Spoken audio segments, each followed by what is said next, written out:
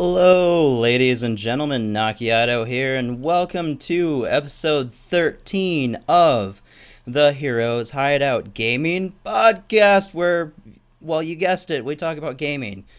Sometimes, and, well, just about anything else that comes to mind, like Pokemon. Pokemon comes up a lot, for some reason, and drinking, and so on and so forth. So, without further ado, let's get into it. This week I'm joined by Phyrus, Highsight, Cage, and Damien. Go ahead and introduce yourselves, guys. I'm Phyrus. I am a Twitch streamer. I've been experimenting past couple weeks on YouTube streaming as well. It's been interesting. This past week I've been playing a lot of Witcher 3. It's an excellent game. I'm playing it on PC because there was a patch. It was a throw-in a new video card.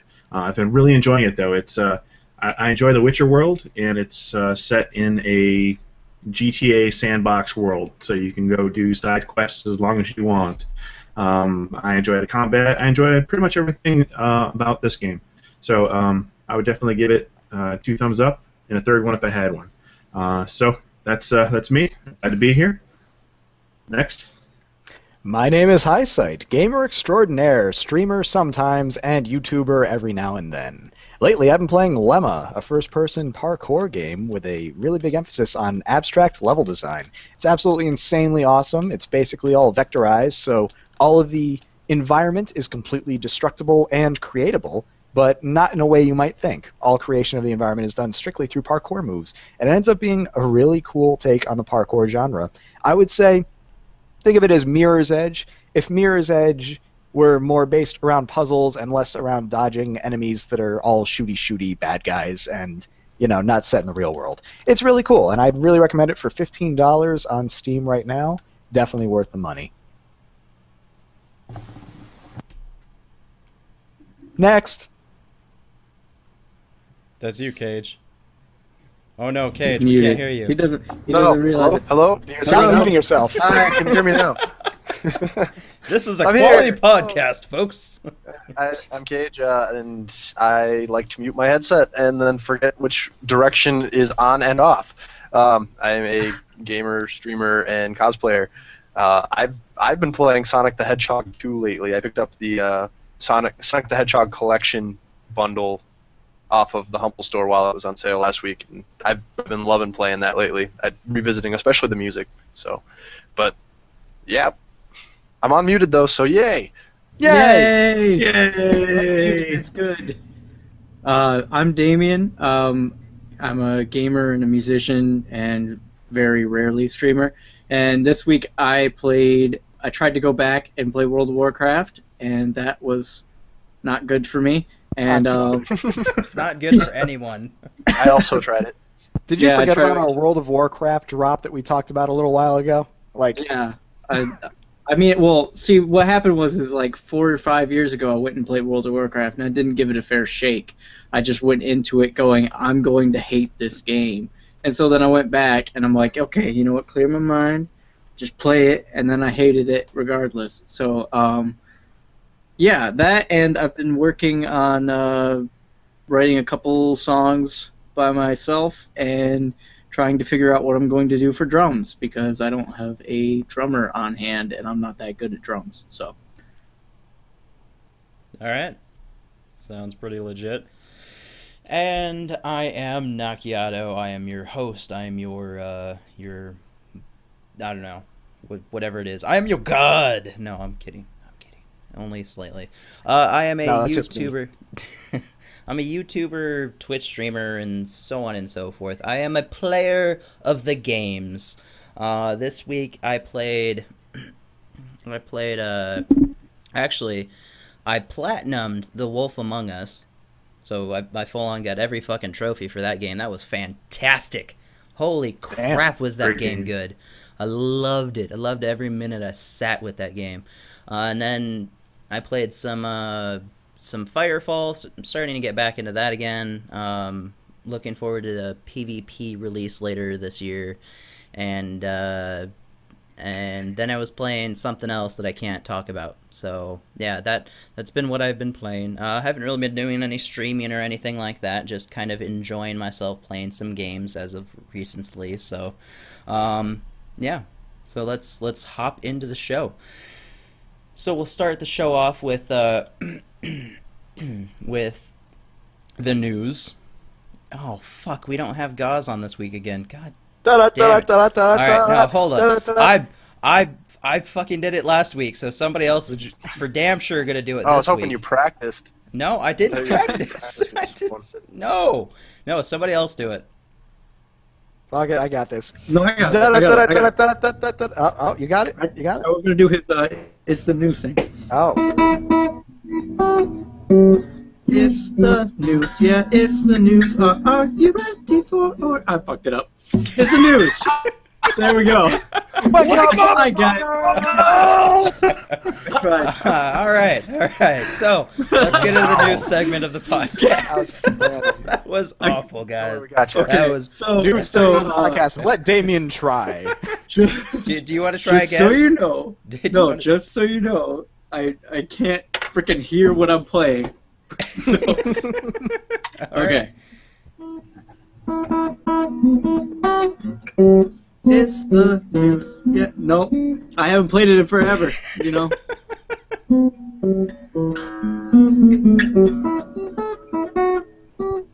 Nope. Sorry, I'm awful. All right. I give up on life. Do news. Wake up, bitches. Yeah, let's do this. Wake up, all right. bitches. Yeah. Wake up, motherfuckers. All right. So normally we just jump right into the news, but we have some hot fire topics that we want to mention, but we don't want to throw into the actual news. So the quick fire mentions this week are Nintendo hired a new VP of sales, and his last name is Bowser. And on the announcement picture of him joining the team, there is on his shelf both a stuffy of Mario and Luigi wrapped up or tied up, sitting on that shelf. So it's kind of cute. VODs are now able, or you're now able to view VODs on Twitch's mobile app. It's about time we're able to actually watch, VODs on Twitch mobile. Finally. YouTube is adding 60. My quick input on that is why do they not have Twitch Mail on the mobile apps yet? You can't check your Twitch messages on the mobile app. I mean, I've had that problem before when they do. Yeah, I've had that problem when I've had winners. I've had winners on my channel of free game codes and stuff like that, but they're like, well, I never got a message. Why didn't you message me? I'm like, I did. I sent it to your Twitch Mail. They're like, what's Twitch Mail? It's like, when you log into Twitch, he's like, well, I watch it on my phone or my tablet. There's no Twitch Mail. It's like, well, I guess you're not getting the code then. So yeah. Yeah. I don't know. Yeah, that's messed up. And then YouTube is adding 60 frames a second to its live streaming functionality. And it's doing this using HTML5, so they're officially getting HTML5 support for their live streaming, which is kind of nice. It's about time they're getting HTML5 for that. Twitch needs to step it up. Windows 10 update. Windows 10 is its free upgrade that they said they would be giving to everybody that has Windows 7 or Windows 8. Including pirates. They lied. They're not giving it to pirates. They've officially said, oh wait, no, we fucked up on that. We're not giving pirates free copies. So just it's so like you they guys realize know. innovating piracy is a bad idea. Who would have thunk it? But it's going to be available the next fucking day anyways, so... Yeah, right. But the good news Those is hackers are gonna Candy hack Crush it is going to anyway. come pre-installed. Oh yeah, Candy Crush Saga. Yeah. That's So exactly So now you what I don't mean. want me to get Windows 10. Is that what it is, Microsoft? I know, right? Basically, hey, here's this new OS that's fantastic. You want it, don't you? Sure. Well, great. It's gonna come pre-installed with fucking Candy Crush Saga. Nope. No. I like want my soul. I don't like giving my soul to video games. Right? So, with that out of the way, let's jump right into the actual news this week. So, Daybreak, you know, the company that was previously known as Sony Online Entertainment, they went ahead and they banned a ton of people. I can't remember the exact number. I think it was like 30,000 or something like that. They banned 30,000 people right. from their servers, and John Smedley, the Smedley, the president of Daybreak, he tweeted out and he was like, "All right, guys, everybody's emailing me about how they're apologizing and admitting to cheating and hacking and whatnot. You guys are doing it wrong. If you guys want to be unbanned, you guys have to make a public apology on YouTube and tweet it at me." And that's exactly what some people started doing. Some people started sending in videos of their public apologies, saying, "I cheated. I'm not going to talk about the exact reasons why I did it, but here, you know, I just cheated. I was..." And it was funny, actually. I watched all of the videos that were tweeted at John Smedley, and in 95% of the fucking videos that were sent to him, everybody was just saying, "I was so tired of everybody else cheating that I wanted to cheat myself too." And I was like, really? Fucking really? You're gonna blame other people in your public apology? You cheated. You hacked. Blame yourself. You're the one that did it, okay? So what are your guys' thoughts on this? I saw the same thing you were just talking about. I totally saw there was only one guy who seemed legitimately remorseful and not trying to make the excuse, but everybody else was doing it, mommy. Everyone else jumped off a bridge. Would you do it? I don't know. Would I still be able to play the game without dying every 2 seconds? Wouldn't you die anyway? But mom! Anyway, the point is, it felt good to see that one guy legitimately kind of apologizing. It's like, okay, I can see it's a tough situation. You get into the game, you die immediately. That's no fun for anybody involved. At the same time, I mean, you got to realize you're just making the problem worse. You got to realize you're not helping the situation at all by getting the ESP to try to combat the ESP. So I legitimately think it was just an excuse that most of them were trying to play out, like, oh, but if I didn't do this, I wouldn't be able to play anymore. One guy was actually saying about, oh, well, I got ESP, which is the one that lets me see everybody through walls, let me see everybody ahead of time, but I didn't get the one that's an aimbot. I didn't get the one where I get to just instantly shoot them. I feel like that was leveling the playing field. No. No, it wasn't. You're an asshole. But all the same, I think it was a nice way to publicly shame and/or it was a progressive way to weed out the people who were just kind of aggressive hackers and those who are legitimately, you know, just trying to get along and trying to get back in the game when it's being so overrun by hacking. So, if nothing else, it was a funny PR campaign. Well played, Daybreak. Dawnbreak, whatever the fuck they're called. I think it's a really interesting way to go about it. Just because, like, normally it's just you're banned, whatever, fuck off, you know. But I think that there's probably a decent chunk of people that probably do hack, and they're not people that hack every game. They're not doing it because, you know, they always want to be the guy that gets all the headshots and kills everybody. I think there's a pretty decent group of people that hack just because they personally feel like they have to, which doesn't make it okay. It doesn't. But when you get banned, obviously I think people like that, if they get banned and they have a chance to go back and apologize and to get that lifted, but they're probably not going to be repeat offenders. However, I think that you're going to get also a lot of people that just go, oh, I'm sorry, and they're just going to go hack again anyway.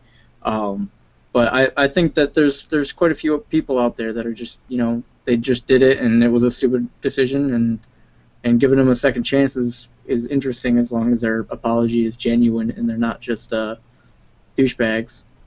So Yeah, I totally think, I'm just guessing here, Damien, but I'm going to guess that they're not just letting anyone who does a public apology back in, but they're probably going to look at how long they've been using ESP, because I'm sure they have records on that somewhere. It's Sony, or it was Sony at the very least. We know that there's some kind of a Sony rootkit on your computer. This is fact, everybody. Just deal with it. This is life.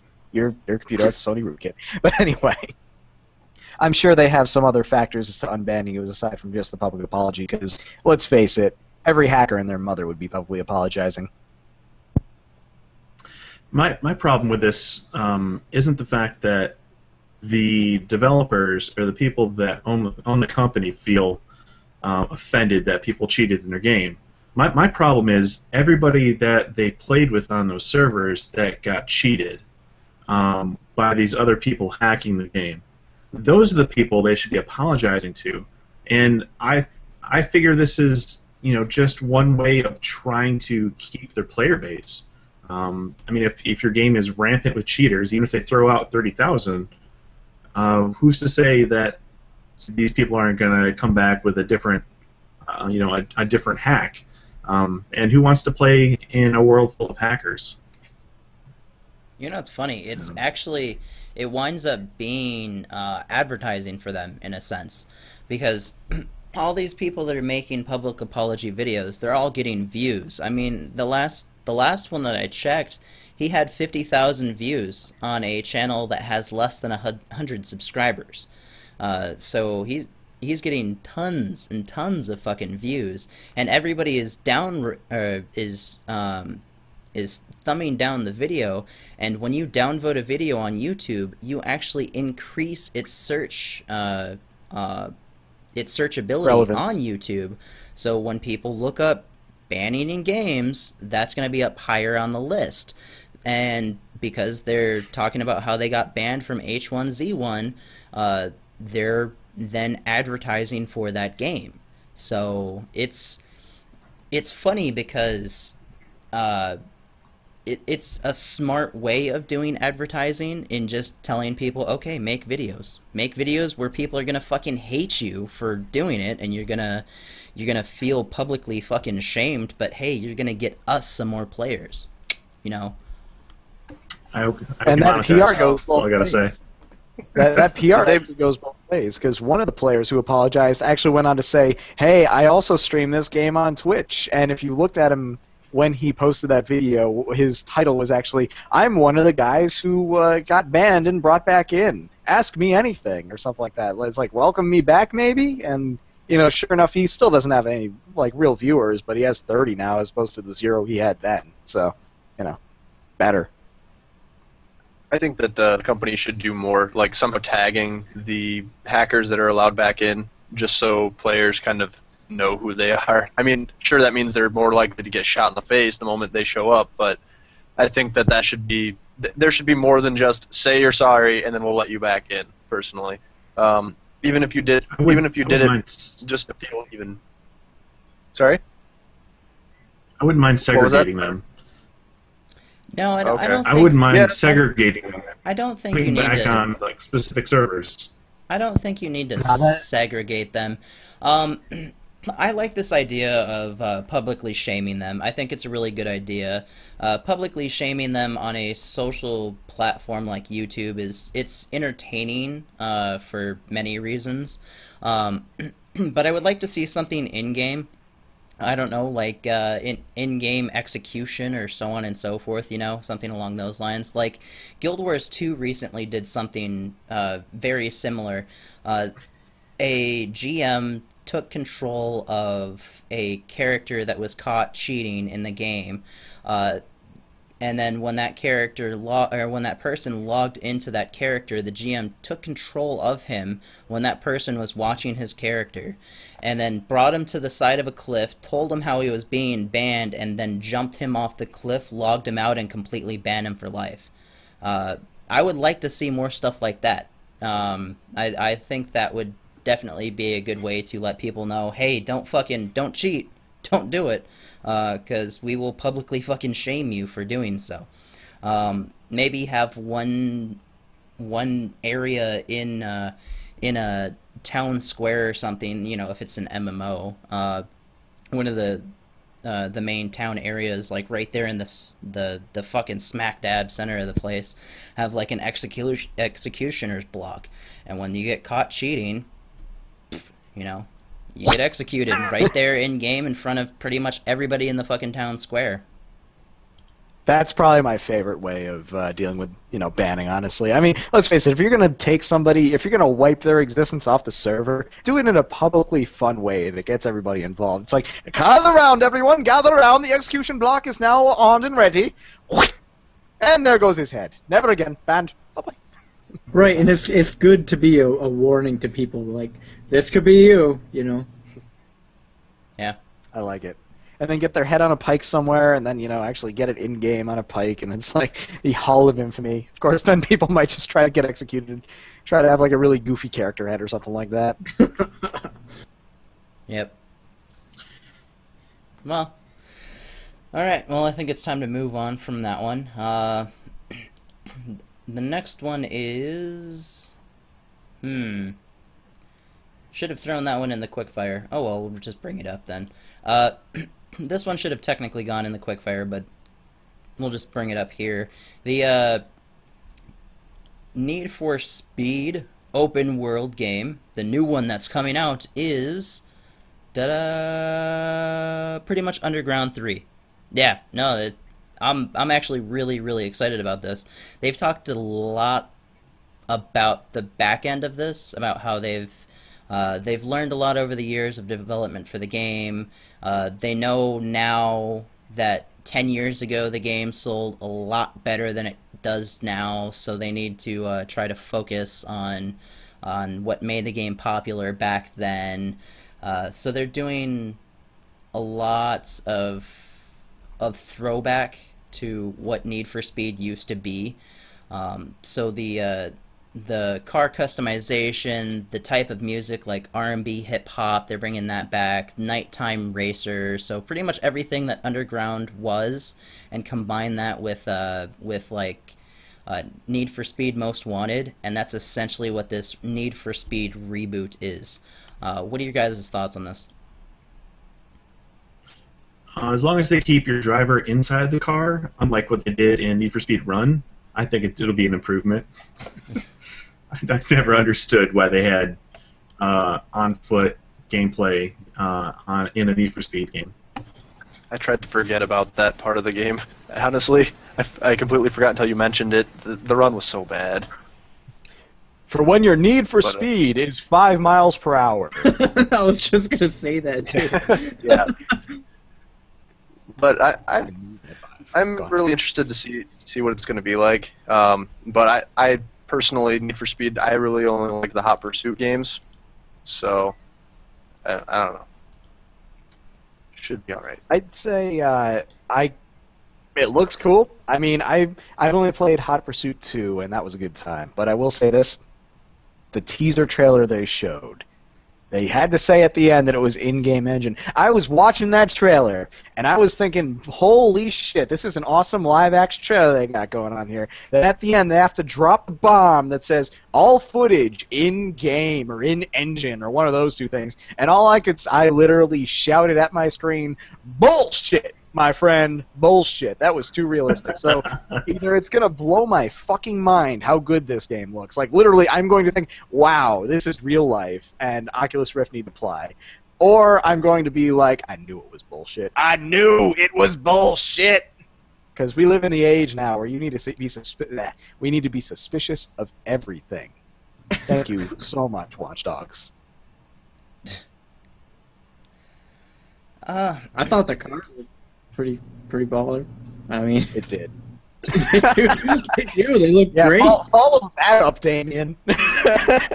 That's all I got. I mean, I never played any in the series, so I watched the trailer and I watched clips and pictures of the cars and stuff like that, and I'm like, well, they look really cool.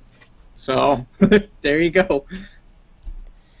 See, Need for Speed, it's really done some bad things over the last few years. But if you go back to Need for Speed's heyday, like Underground 1, 2, and Most Wanted. Those were all fantastic games. In fact, at the time, there was no better arcade racer than those 3 games. I think the closest you would find is like Burnout, but even then, that's still another EA type game, you know. Need for Speed, I had a ton of fun with Need for Speed. It's what got me into arcadey racer type games. Because before then I was huge into Gran Turismo and things along those lines. I liked simulation racers, and Need for Speed was really the one that just sunk me into arcade racers. So if they can bring that back in some way, shape, or form, bring back the good old arcade feel, and not shit on the game like they did in the last few games, then I'm down for it. I really am. I don't care that it's done by EA. I don't care that it's Need for Speed. I just care if it's a good game or not, you know? So. Question. Do you guys think story is really all that important for a Need for Speed game? Because that's one of the big points that they're like focusing on. They're going, we're going to have a great story. This is the missing piece of the puzzle. And it's, for me, I just want to drive and race cars. I don't know if I care about story because, again, like the Run, that story was terrible to me. Yeah. And that's one of the things that killed the Run. You know, I could do without the story. So I think you're definitely right on that. I don't play car games for the story. I don't need to know the in-depth analysis of how this car got this specific part on it. Back in the day, we had this illegal trading operation with the Chinese. All right, nah, it's nothing like that. I know, but even still, like, how are you going to put a car story to a car racing game? It's actually going to be fun to watch, you know?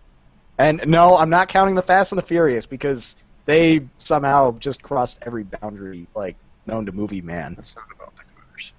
I know, but still. Yeah. I'm just saying. Okay. Yeah. Well, I think it's time to move on. Like I said, that was just going to be a quick fire one. So, The Witcher 3 devs respond to graphics downgrade concerns. Now, if you guys haven't been paying attention, back in 2013, CD Projekt Red released a trailer for the game that just looked phenomenal. It blew everybody out of the water with how the game was going to look. And the game just released last week, and it doesn't look nearly as good as that trailer did. Now, a bunch of people for the past few months have been picketing CD Projekt Red, basically saying, you guys are destroying the PC gaming version of this because of consoles and so on and so forth and blah blah blah blah blah. And CD Projekt Red came out and they said, here, I'll just go ahead and read some of the quotes from it. If the consoles are not involved in restart. Pretend I didn't say that. If the consoles are not involved, there is no Witcher 3 as is. We can lay it out that simply. We just cannot afford it because consoles allow us to go higher in terms of possible or achievable sales, have a higher budget for the game, and invest all into developing this huge, gigantic world. Developing only for PC, yes. Probably we could get more in terms of graphics, as there would be nothing else. They would be so focused, like if we would develop only for Xbox One or PC, but then we cannot afford such a game. So basically they're just going out and saying, hey, look, if we didn't release across all platforms, there would be no Witcher 3 because the game would have been too goddamn expensive to make. It's understandable. You have to make trade-offs in general, especially when you're trying to reach a wider audience for a game. And what they made back then, back in 2013, they took a small portion of the map, just a small portion, and they pumped that small portion full of like high-res textures and shading and so on and so forth, and then they that part of the map was the only part that got rendered. So all of the playable shit that happened in the trailer happened in that single portion of the map. So they didn't have to load anything else. Now, when you take that idea and you try and expand it to a gigantic-ass map, regardless of streaming to another area or not, you're going to have a lot of slowdown on the system. And because The Witcher 3 is a gigantic open world where there is no loading screens, it causes a lot of performance hit. So that's something that they wouldn't be able to do in an open world game like this. Not unless you have a beastly fucking computer that has, like we were talking about last week, 4 motherfucking Titan graphics cards in there. But so what are your guys' thoughts on this? Well, I looked into it, and they were saying... Oh, sorry. You can go ahead. Go ahead first. Okay, all right. I was just going to say, it's funny that you mentioned Titans, because I saw graphics testing, and the 980s were listed higher frame rate than the Titans were for this game. But, yeah, go ahead. I was going to say, I looked into the article a little bit more, and they said that the rendering system that they had used for that video is actually different than the one that they used with the finished product. Because the other one used a lot more dynamic lighting, and they were saying specifically because of the size of the open world that this other system that they're using now does better, doesn't have as much intensity in that regard, and they get a better frame rate with the newer system. Speaking of which, the open world thing, a similar thing happened with Final Fantasy 14 in 1.0 the first time it came out. Because of the fact that it was an open world with no load screens, it kind of crippled the game a little bit because they used a lot fewer textures. So when they came out with 2.0, they switched it into zones instead of an open world, which allowed them to put more in it because they don't have to load 50 billion textures across like 80 different zones right when you log in. Just saying that's kind of related, I guess. Yeah, it's totally understandable how the further you go in development and you start making bigger worlds, it's so easy to understand that your current method of rendering could become very inadequate very quickly in terms of actual frame rate and everything like that. And I'm not going to lie, I've said this before, I'll say it a million times over, frame rate is more important to me than graphic fidelity at all times. If I ever don't have 60 FPS, my eyes will notice it immediately and I'll be pulled right out of the game. And then all that immersion that they worked so hard for, gone. So if it means that they have to cut back a little bit on the fidelity in order to keep a smooth frame rate of any sort, fine by me. That's the trade-off. That's the way it has to happen. I never want, especially in a game like The Witcher, I never want that immersion bubble that I'm synced so far into to suddenly be popped. Because then everything that they did, everything, was just wasted. It'd be a total waste to try to just make everything look a little bit better. Like, you're making something look better for a single screenshot. That's great. Although, I don't want 1 frame per second. I want 60, so, you know. They made the right call. Frame rate's definitely important in this game. I've been playing it since Monday night. And having said that, the launch, the first version, even after day 1 patch, was still flawed on the PC version. Although there's actually an Xbox bug that will destroy your save points too, so that needed to get patched. That's never good in an MMO, having your save points getting trashed. But having said that, a lot of people, including myself, were having a lot of problems with the PC version with it just randomly crashing. Whether it be looking at an inventory screen and it having the crash, or I was having problems when I was trying to stream at the same time. And there was all sorts of different workarounds. The one that actually worked for me was unplugging my second screen of my computer. What difference that makes to a full-screen game, I don't know. But for some reason, the way this game was coded, I think it may have been fixed with a patch recently, but it was crashing because your other screen may be drawn at a different refresh rate or something like that. Complete weird stuff going on.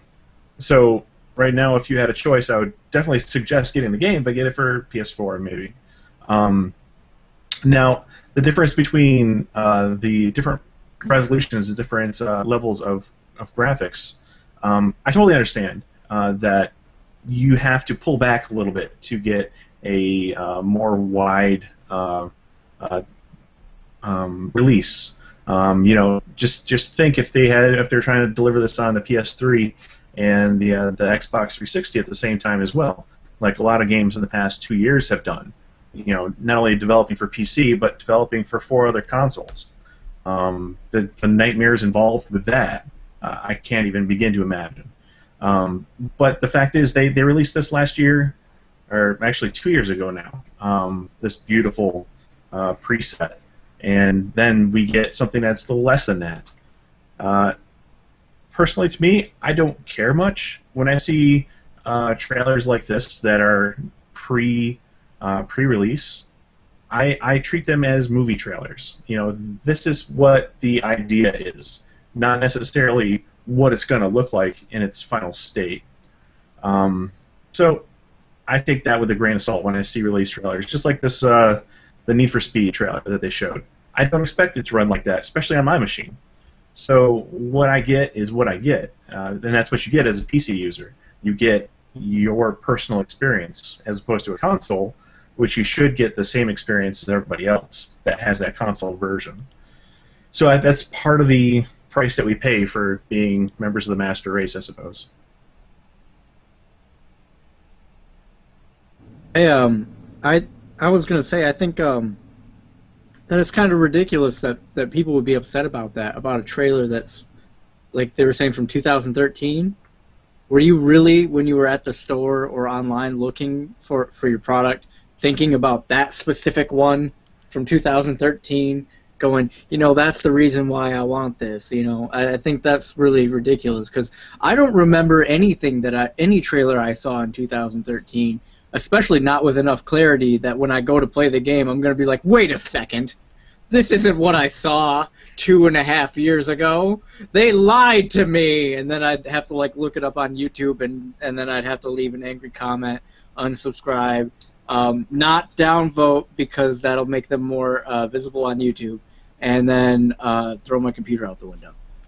Well, it's funny you say that, actually, Damien. Now that I really think about it, and I want everyone else to think on this because it only just occurred to me, graphical realism didn't really matter until the last, like, what would you say, maybe 8 years of PC gaming, or gaming in general, give or take. Really, everyone who made a video game at the time, they had an aesthetic that they were shooting for. They didn't have realism as their goal. I mean, you think back, Crash Bandicoot on the PlayStation, one of the most popular PlayStation games of all time. That didn't have realistic graphics, and if you saw a video for it on the TV or something, you'd still say, holy shit, that looks great, because aesthetically it had an amazing look to it. It met the goal of just looking good in its own rights. But nowadays, and I'd say this probably kicked off around the boom of the first and third person shooter genre, probably around the time Medal of Honor came out and stuff on the PlayStation 1. It was around then that studios really started pushing for the realistic graphics, and that's when it all started really mattering. That's when a lot of games really wanted to look as realistic as possible. I'd probably also say that the racer genre probably also had a lot to do with it, because it's so much easier to render realistic-looking cars over realistic-looking people, you know? And it just makes more sense to have a realistic aesthetic to your cars, unless you're going for full-on cartoony robotic cars like, you know, Beetle Battle or something like that. But anyway, I would say I would mainly just blame the shift of the market, saying realism is the way to go for all of this graphical fidelity nonsense. And I would say I would like to see more of a comeback of aesthetics mattering in games over realism. I wouldn't necessarily say that those have gone anywhere, though, just because you look at a lot of games that do come out and they're still really aesthetically appealing, but not necessarily realistic. Zelda, Mario, Knack, Ukulele, so on and so forth. Those are all pretty looking games that aren't shooting for realistic, that still look great, you know. It's games that And do you're right, shoot Knock. for realistic that are getting the worst brunt of it, because you can tell between like somebody talking in real life to somebody talking in a video game when you're comparing side by side images of, or side by side videos of people talking. Yes, that is something, but it frustrates me when people focus so much on this aspect of everything that goes into a game and start giving companies like CD Projekt Red a lot of flack when the game overall is what's more important. The story, what happens in it, the gameplay, and so on and so forth. All of that shit takes much more precedence over how pretty it is. Now, the Witcher series has always been a game where you look at it and you go, "Damn, that game's hot. It's pretty looking. Like I want to buy it dinner, you know. I don't want to take it home to my mom or anything, but I definitely want to go to a hotel room for a night or something, you know. But get the rates. Yeah, I want to look around and get rates for it. I would go for a more expensive hotel for this area, but you know, it's just saying. But, not the rates of the hotel. Oh. But yeah. I will say this, though, Doc, you're right, but there is one difference, is that nowadays, you're right, a lot of aesthetically pleasing games that are not going for realism are still on the market, and they look amazing, but those aren't the selling point anymore. They're not the... Whenever you have a really aesthetically pleasing game, you don't see that game have a trailer, and then at the end they have to flash up, all made in-engine, or something like that, you know, in-engine footage only. You're just because mad about the in-engine footage shit. Calm down. No, I'm just saying that all of a sudden pre-rendered shit matters so much. It's like, I don't care if it's pre-rendered, I don't care if it's in-engine. Just fucking make me a game that is fun. That's all I'm saying. And somehow that's like a big selling point to all realistic games. Anytime it's a realistic game, if it looks really good in the trailer, they have to tell you, oh, by the way, this was all in-engine. FYI. So, you know, we're serious. Yeah. Stupid. I don't know. Any final thoughts on that? I would just you brought up Zelda, and with Zelda, the newer ones, I would say that they go kind of for a sort of realism, unless you're talking about Wind Waker, in which case, that's obviously they went a more artistic route than a realistic route. But if you talk about like Twilight Princess or Skyward Sword, they have an art to them. I guess Twilight Princess more so is more realistic, but they still try to do that deep kind of like world feel, I guess. Unlike Wind Waker, which is like it feels like you're playing a kind of cartoony game, and it has that aesthetic, you know? No? Well, I mean, you could also argue that in that case, Zelda: A Link to the Past had a cartoony aesthetic. I mean, I know what you're getting at, I do, but Zelda historically has a cartoony aesthetic up until Twilight Princess, where it started to go for more of a realistic look. And then they're suddenly switching back. Even if you look at the open world game coming out now, they got more of a stylistic look going to it, you know? Yeah. Yes. I want a realistic Mario, and the Goombas have like warts and boils on their face, and they're like, "I'm gonna get you, Mario," and you're like, The shit of nightmares. you choke The on last them. time, Seriously. the last time we went realistic Mario, we got that movie. So let's leave that alone. Oh God! Oh God! Hey man, that was a work of art. I like that Nintendo movie. Should have never. It was something. Nintendo. And then, of course, well, they did leave it open to a sequel, guys. Let's not forget that course they cliffhanger did. that was totally going to lead to a Forgot about sequel, that. everybody. I can't wait. I enjoyed it. I like what's his face, the guy that played as the clown in Spawn. Not Nakiato. John You Leguizamo. leave this podcast Yeah. right now, Nakiato. John Leguizamo is fucking awesome, guys. Like, did you not watch George A. Romero's what the hell is it called? The last one he did. Dawn. Is it Dawn of the Dead? No. It came out like 7 years ago, 8 years ago, something like that. I know what you're talking about. I just don't know the name. Land of the Dead. Ah, yes, something like that. It was Like Land of or the Dead, World and he was in Yeah, I that think it was one, Land. and it was pretty good. I enjoyed it. So I'm just saying. Oh, you can throw all the actors you want at that script. It ain't gonna change the fact that it was shit.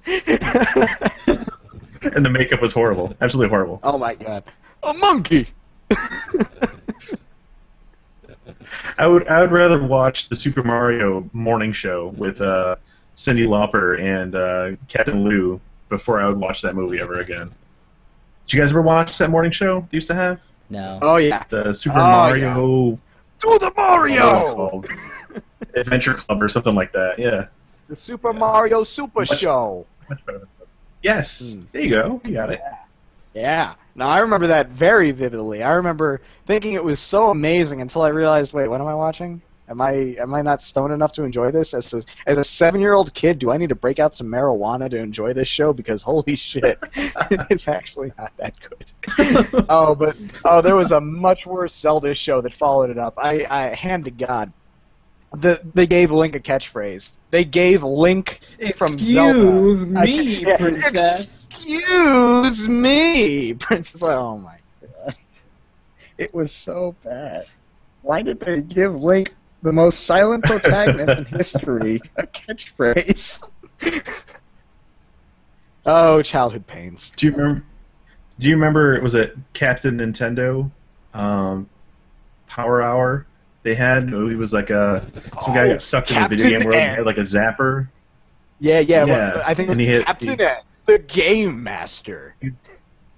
Yeah, he was always fighting against like Mother Brain and like King Hippo and stuff like that. Why is this not a YouTube show? This needs I'm to be sure turned you into can a find it YouTube there. show.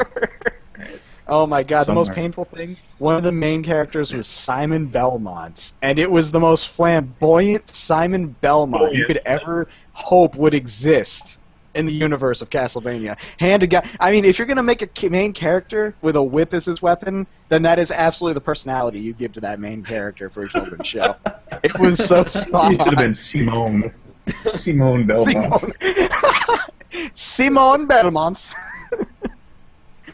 Oh man. Oh, hey, I see you over there looking at me, Scully Man. I'm going to hit you with my whip now. You like that, don't you? Yes. I don't know what they did to him, but my God, he was sporting some crazy ass steroids and some flamboyantness. It's like his hormones got all out of whack from those steroids. It was bad. I just had to look up an image of him. I'm putting this on the Twitter chat. Listeners in the podcast, I urge you, look up Simon Belmont Captain N on Google Images and just laugh your ass off. Okay. Yeah. Let's reel it back in, guys. Yeah, what we talking about? Highsight, did you or not Highsight? Phyrus, did you want me to bring up this other one? Yeah, sure. Yeah. Yeah. All right. Go Going ahead. back and speaking about Witcher again, there's something else that actually happened as well. If Destructoid would actually load. Come on, Destructoid. So, The Witcher 3 came out, and there have been some issues with The Witcher 3 when it comes to AMD being able to actually run it properly. There is hair tessellation in the game that when you're running an NVIDIA card, it looks beautiful. Like, he can go, and, his hair will flow magically. But if you're running an AMD card, it'll go, it'll run like shit. And the reason why is because of the driver support that NVIDIA made for it that AMD didn't get the code for. And it's kind of starting a little bit of a fuss between these two. Phyrus, do you want to talk about it? I'm going to go make myself a drink. NVIDIA... NVIDIA has this package within their game drivers. It's called GameWorks. It's a framework that they build some other effects upon. And inside of this, they have this new thing that's called Hairworks, and it's a slidable toggle option within The Witcher 3. You can either set it to off, or you can set it to Geralt only, the main character, or you can set it to everybody. In which case, it upgrades the physics and the general look and flow of the character's hair, so it looks more realistic. The thing that AMD is having a shit fit about right now is the fact that this is proprietary framework that the developers of Witcher 3 used to build into their game. So if you have an AMD card and you turn on Hairworks, your card drivers will never be updated or optimized to use that function because it's proprietary NVIDIA code. So if you turn it on for everybody, your frame rate will drop approximately 25 frames a second on an AMD card. So you're best just to leave it off. So they're throwing a shit fit that this developer of a gigantic AAA game decided to add something into their game that only, well, assuming that you have a choice of either A or B, half of the PC users would have access to. It's funny, it's almost like an internal console wars for the PC market when you think about it. Are you an AMD user or are you an NVIDIA user? It's like, well, you know, I don't know. But really, if I were to blame anybody for this, CD Projekt Red all the way. How do you not have that unselectable by default on an ATI card? Why would you even make that an option? You know it's not going to work. Scan the hardware. Make sure it's NVIDIA. And then say, you ain't even allowed to do this because you can't. It's not that complex. Well, I actually find that interesting that that's the case, though, because ATI cards or AMD cards are what's in the PlayStation 4 and Xbox One. So I'm sure that's all. I don't know if the Hairworks is available as an option on the consoles. I think it may just be a PC-only thing. Well, I know, but development for AMD cards were obviously a focus of theirs at some point because they were being developed for the PlayStation 4 and Xbox One. So, right, but ATI hasn't provided any kind of alternative to it. NVIDIA is the only one who even has this option, or any close equivalent. So until ATI gives any kind of a option, you can't really fault the developer for not being able to implement it that way, because the only reason it couldn't be implemented in the first place is because NVIDIA went above and beyond. Yeah, I mean, it's interesting, like you said, it's going to turn into a console war that's been brewing silently or semi-silently for a while now. You know, you've got some games that are optimized for an NVIDIA card, or, you know, you have the splash screen as you load up a game, it'll say, NVIDIA, the way it's meant to be played, you know, or you'll have like an AMD splash screen on certain games that are developed with AMD partnership. So yeah, I mean, it's also interesting that I got this game bundled with it and with an NVIDIA card. So it's almost like they said, you know, we'll give you this platform to make your game pretty if you give us some licensing or some discount on handing out copies of your game to hand out with our cards. So it's a cross-promotional thing, I think, a bit in there.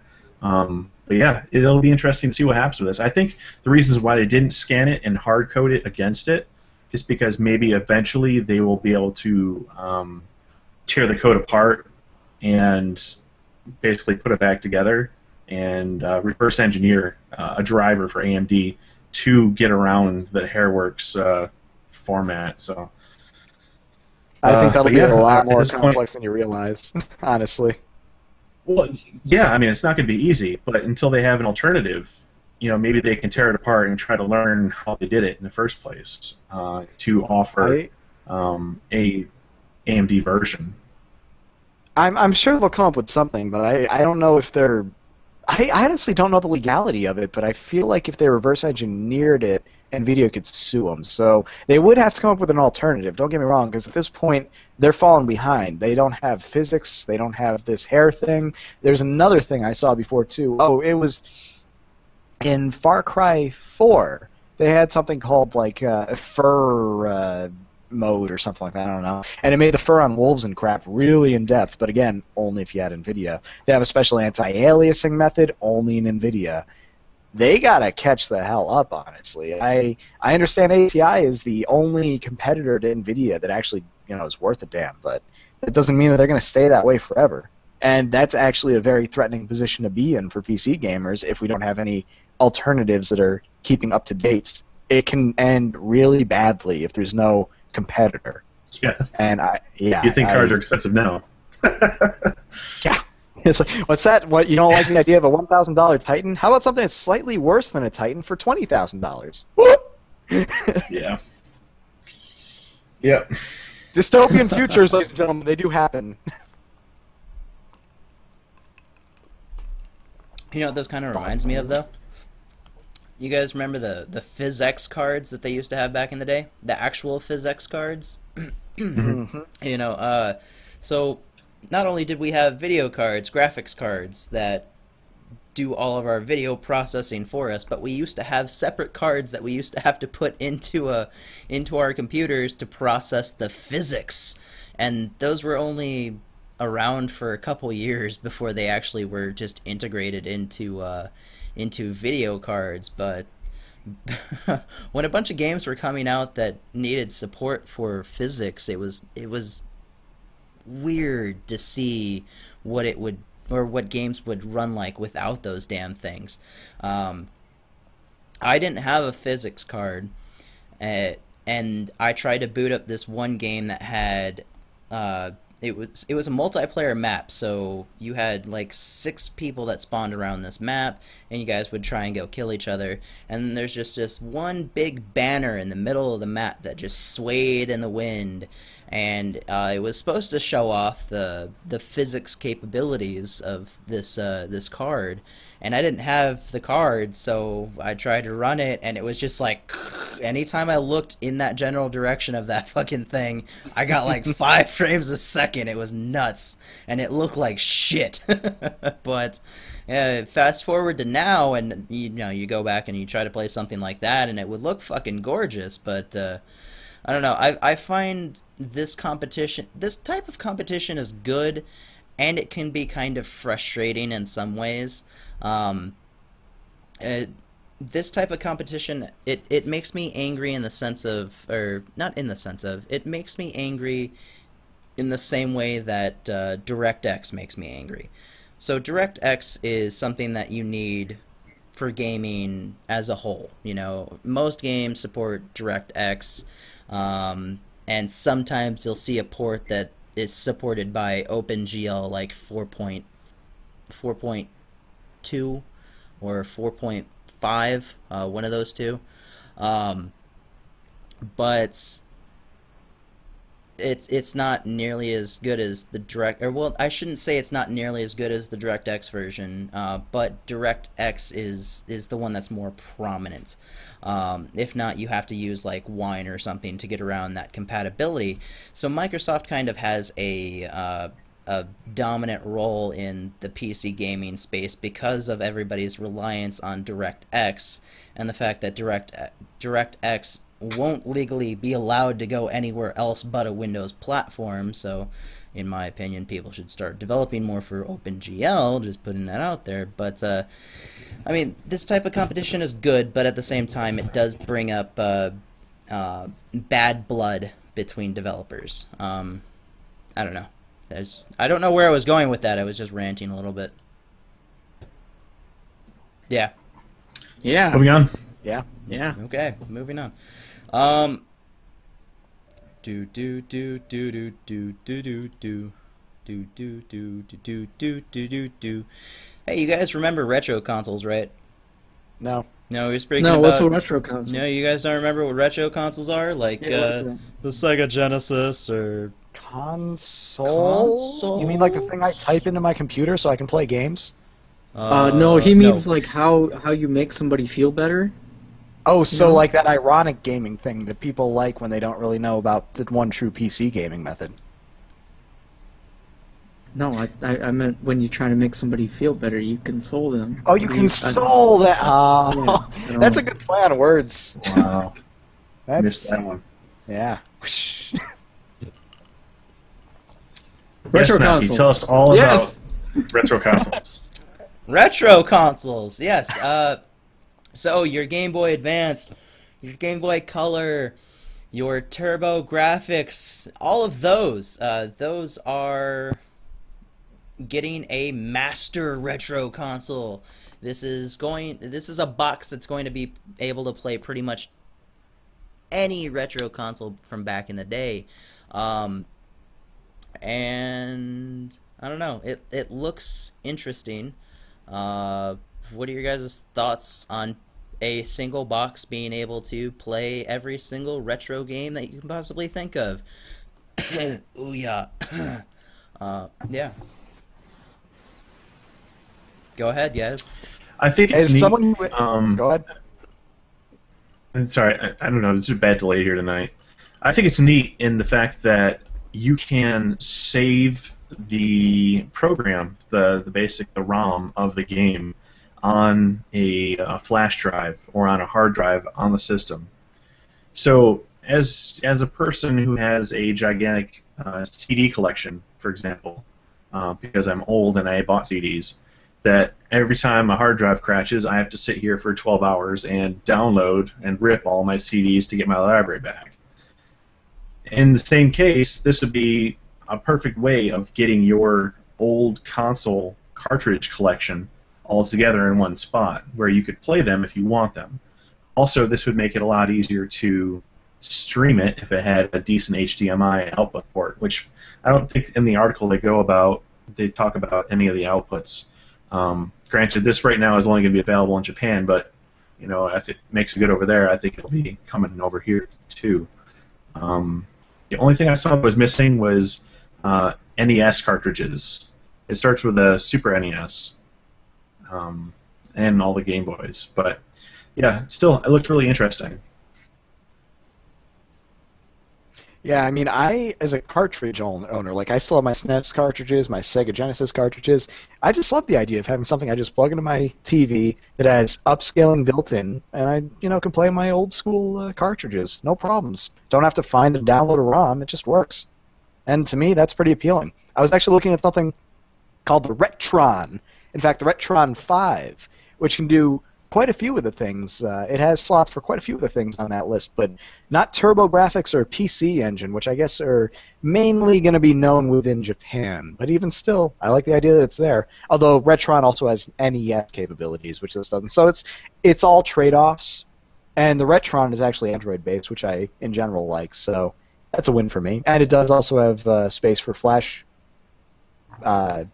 SD cards. So I can toss some ROMs on there too. In general, I just think it's a cool idea to have some kind of a system that could play your old games, because otherwise we're just going to be emulating everything.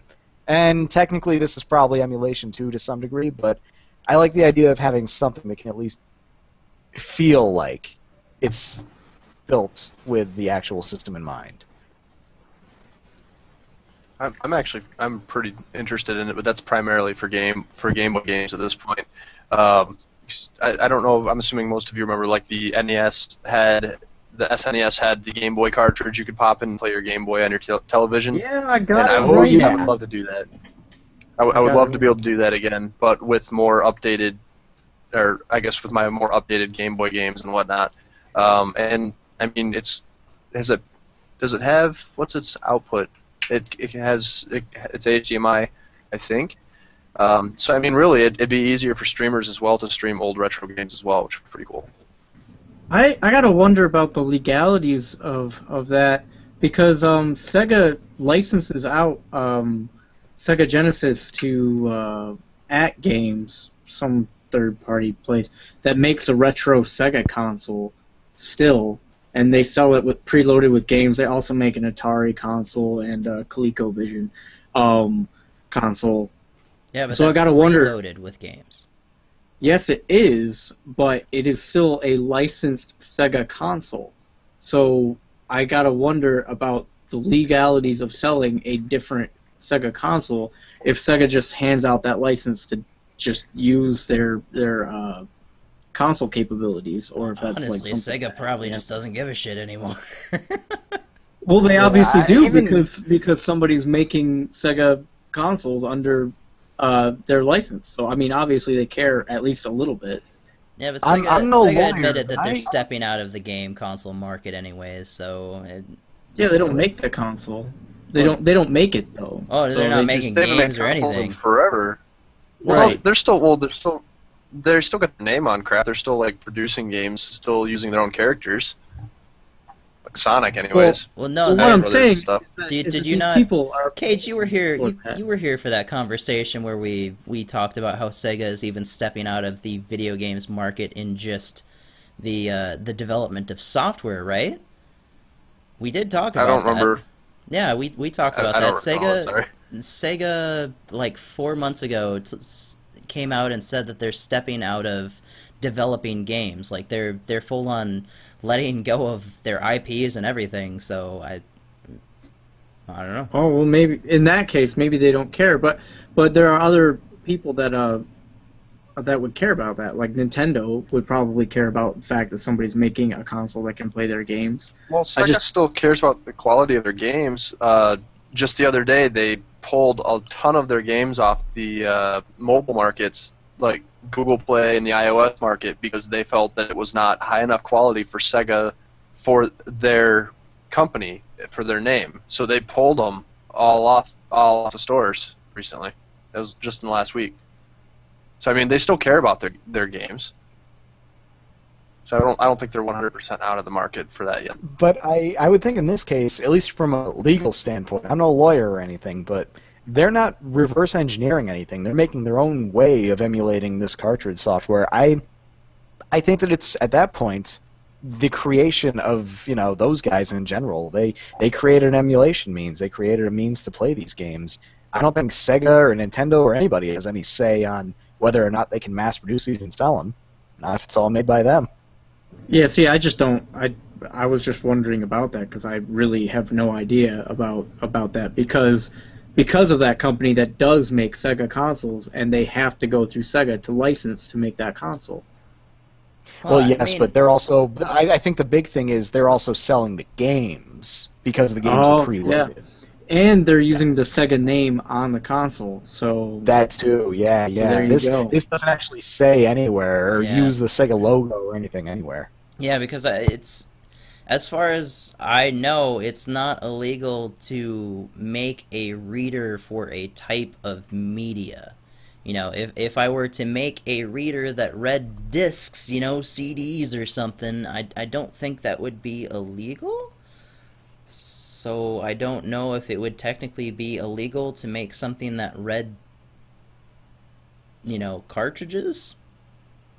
But I just don't think I it don't would know. be. I can't see how it could be, because when you make something that you didn't use anybody else's stuff to make, it's like saying, oh, you made that? No, you're not allowed to make that. It's like, this is America. I'm I'm allowed to make what I want in I don't America. think they stop you from making something that can read, that can just read the cartridge, and it's, I guess to me, it's like comparing buying an off-brand charging cord for my cell phone. It still charges my phone and still has the same functionality to connect to my computer and move files around. Or if you made your own DVD player, right? Exactly. It's just a medium of reading the format and interacting with it. Right. I don't know. Yeah, but I mean the difference between like a DVD player though is that that's not necessarily proprietary, I guess. PS2 games are DVD discs. Yeah, that's true. But how many off-brand PS2 consoles have you seen? 'Cause I haven't Considering seen the way that the emulation works, I'm sure nobody really cares to make one at the moment. But Right. seriously, PS2 emulation is off the chain. It's so good. But I think the biggest factor is really just the specs. I mean, would it be cost effective at this juncture to create a little mini PC that could run PS2 emulations and still actually make money off it? Would people actually buy it, or would they just buy another PS2? Because there's still a shit ton of PS2s out there. Yeah, I think that probably as long as they don't use the names Nintendo and all that stuff, that they probably wouldn't have to run into any issues like that. They'll just say like, I don't know, yeah, it reads that cartridge, but it has nothing to do with Nintendo, you know. So Cartridge of this shape. Yeah, of this shape, that one. It's made by some company you might have heard of. I don't know. You know, I find your guys' distaste for the Ouya, because the Ouya has been brought up many, many times in the past on this show. I find your guys' distaste for that little console kind of funny, because it does kind of the same thing. Now, yes, it doesn't read the cartridges, but it can play all of those games. You just have to get the ROMs for all of those games, which there are websites that have all of those ROMs, and there are emulators that thing comes with. So, I ROMs are. It's. I think it's technically illegal to have ROMs unless you own the game, though, especially for like newer games. Well, and stuff, technically, so. it's still illegal for you to have ROMs even if you do own the game. So. I don't think that's No. I don't think that's true. If you already own the game, you Nintendo can has have said that they will come after you for having ROMs of games even if you own the game. And they're welcome to, but their word isn't law. They're just saying they'll come after you. Well, these not are that they'll also win the in a people court that are case. taking down YouTube videos for featuring games of Nintendo. That's so, that's a little different. That's when you're getting into intellectual properties and making money off of it. You're not making money off of ROMs. You're just making a backup of something you already own. but according to Nintendo, you're also making it so Nintendo is not making money because they're not selling anything. So. And They yet sold my you the smallest game. violin still plays for them. Yeah, I'm pretty sure that there's been cases on that too. As long as you own the game, you can have a ROM of it, but otherwise you're not supposed to. So that brings up another question: if it can rip data from games, and if it's true that maybe in other countries or something with intellectual property, would they be taken to court and stuff over the fact that they can rip these games and store them digitally? Okay, let me put it to you this way. If that were true, then VHS recordings back in the day would have been illegal. Because how can you record a show and not be stealing that intellectual property?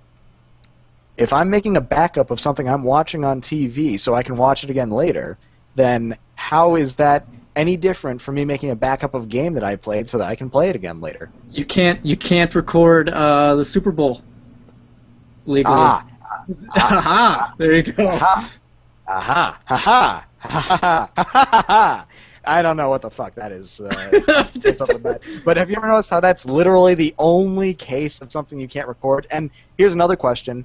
Is that actually something that's been said in court, or something that ABC has said that they will go after you for? Because let's face it, sometimes the threat of them going after you, much like the threat of Nintendo going after you, is enough to deter people. Ha ha! Ha ha ha! Do you have like a stop sign as your background for your computer? A stop sign? Or something? I saw a reflection in your glasses and it looked like an octagon. Or is that just your Highsight thing? That's probably my Highsight octagon image. Oh, Damien, that motion that you just did was pretty terrible. Or was that your Highsight thing? Yeah. Oh God. So let me see your Highsight chest, I guess. You know what? I will accept that as my symbol. Ladies and gentlemen, the boob grab is now the official symbol of the Highsight. Or the ball grab, one of the two. We'll go with boob. Oh, I'm sorry, I can't make an octagon with my hands. I don't...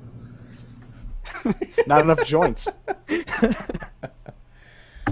Oh. Yeah, I can't figure that out now. This is gonna bother me. Oh, speaking of not enough joints, you guys want to know what made me mad about going to Jamaica? Marijuana? Nobody offered me anything, anywhere. We went to several different places and nobody was just like, hey, you want some? Nowhere. And then as soon as we get back on the boat, everybody was like, man, did you guys see this? Or did you stop by here? They were giving it out all over the place. And I was just like, the fuck? This is Knock, stupid. knock. That's why you don't stay. You stayed in the resort section of Jamaica. You got to go to the backside of Jamaica, the part with all the We were on roaming the death same squads and boat. everything, ready to kidnap tourists looking for the Mary Jane of their dreams, because they know you'll try to find it, and they know you are an easy target. We were all on the same boat, going to the same places. I had bad luck Nah. that day, apparently. Knock. I will say you look like a cop. Yeah, that's probably it. They're like, he's off duty, cop. We're not gonna try to give him any of the good stuff. Apparently, I'm just too goddamn intimidating. But yeah, that Clearly. made me Looks mad. like an off-duty cop, ex-military, or maybe he's just old. We're not going to waste our weed on that guy. He's got kids. Yeah, it was bullshit. All right, well, I think it's time to move on. And actually, this is our last topic. Man, this has been a really fast show. This show has been too fast, guys. You say that as we go on an hour and almost like 25 minutes now. Well, still, it's short compared to what we normally do. True. For a number of topics. Yeah, yeah. So, Valve's virtual reality demo at GDC was nothing short of magical. It used a fancy emitter technology that lets us actually walk around a demo room, and it felt so real. Valve calls the tech Lighthouse, and it's kind of genius. So essentially what Lighthouse is, it's really interesting low tech that it's a box about yay big, and it uses a light that spins vertically and horizontally, and the VR tech catches it, so you know what position you are in the room and where you're moving and everything. It's interesting. What are your guys' thoughts on this? I think it's a great setup, great solution. Actually, low-tech solution is something that could have been very high-tech. Instead of using like cameras to catch, different codes or something like that, that they could have done software side. They did it hardware, where there's, like you said, there's two spinning sweeping lasers. There's one that spins horizontally that has a sweeping laser like this, and there's one that spins vertically that has a sweeping laser like this, and they're offset. So as this one, the box floods the room with IR light, which your headset or your controller picks up that flash of light, and then it starts a timer. So then it gets like the bottom sweeper will start sweeping from the bottom, and as it goes up, and then when it registers where that light is from the laser, then it realizes the difference in time. It can tell how far away it was, and then by how far the laser was up on its spinning, it can tell where in relation to where your headset is. Like if your headset's up here and the light spins, and then it detects it at that point, it knows it's on that angle away from that light box. So it can tell positional like that. So then if you have two light boxes, you can triangulate positional of all different types of hardware, and like maybe multiple VR helmets, maybe multiple controllers. In the article, they had a guy with a VR helmet on and two controllers or whatever strapped to his hands, and he was able to juggle in VR space. So it was able to compute the position of the helmet and two different controllers at the same time using the two light boxes. So being able to somewhat juggle myself in real life, it's difficult enough as it is, but if a computer program is able to replicate that with enough speed and low lag that you can actually catch and juggle another ball in the virtual world, I think they've got it to a good point at this point. So it's excellent, not only because it's a low-tech delivery system, but it'll also keep the price down, hopefully. Hopefully. Well, I think the price point is like the most important part, especially for VR, to be able to get a big enough audience and enough testing, I guess, to even get it started. You have to have enough people to be able to afford it in the first place, and it being low tech, but it's still being as accurate and as good as it is. I think that's amazing personally. That a lot more people can have access to it in this case. I would say the biggest thing that I'm scared about is the fact that it's such an intricate moving parts that it relies on. And granted, that part is supposed to stay stationary for the most part. That part is really just supposed to be, stick it somewhere and forget it. But I do worry that something like that with hard drives have always been the Achilles heel of computers at all times because they have moving parts. They're the only thing in computers that do have moving parts up until SSDs came out. And those things are still hard fucking drives, expensive. yeah, but hard drives fail all the time, the spinning hard drives, mechanical ones, because of their moving parts. And I worry that it could be a case of you buy this giant fancy VR system and then that one part craps out on you because either the motor breaks or it was hit the wrong way at the wrong time or something. It's a worry. But at the same time, the price point could help. The price point could absolutely help. And it does seem like a system that works, given the environment that they set up for it. Hopefully your environment will be equivalent, but, it's a good idea. I'll say that. The other thing that could really throw this off is if someone is in the room with a remote control that works on IR, all they have to do is point it towards your headset and keep pushing buttons, and things could go to crap because it's going to start reading, the IR emission from your remote control instead of the light boxes, and it's going to throw off the timing. But yeah, like you said, my biggest concern with this is the motors in these light boxes because there's two, and they have to be synchronized. And they both have to spin at the same rate. So hopefully there's one motor that spins them both, which would be part of the solution there. But they've got to spin at a certain RPM all the time, constantly. So if that gets thrown off, then I think the system could suffer. But yeah, that's a trade-off, I suppose, at least at this point. Yeah. I'd say the more ways to do VR, the better. They keep coming up with new ideas and newer, cheaper ways to do it. Innovated in different ways. You can combine, if you wanted to, you could combine different ways to do VR, and maybe then get even more accurate. Although with triangulation, that's pretty accurate. And I would imagine that eventually they would probably have maybe a bulkier box or something for it in case of something like it falling or like a gyro or something in it. I don't know.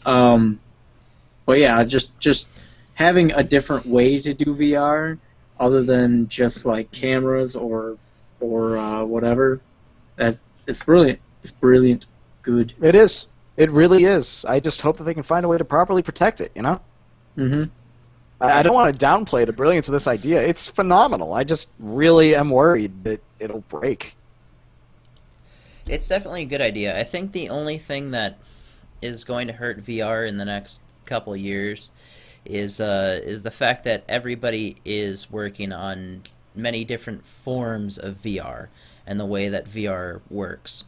Like Valve and HTC are doing this Lighthouse thing.